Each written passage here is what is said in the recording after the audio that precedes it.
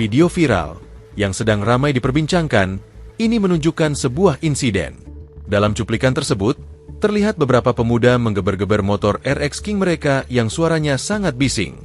Namun, tak lama kemudian, seorang pria yang mengenakan celana loreng terlihat mendekati kerumunan motor tersebut. Pria ini tampak kesal, karena suara kebisingan yang dihasilkan dari motor tersebut, ia mengambil tindakan ekstrim. Dia langsung menendang salah satu motor RX King yang sedang digeber-geber. Aksi ini memicu reaksi dari para pemuda yang ada di tempat kejadian. Tentu saja, kejadian ini menjadi viral di media sosial dan menuai berbagai komentar dari netizen.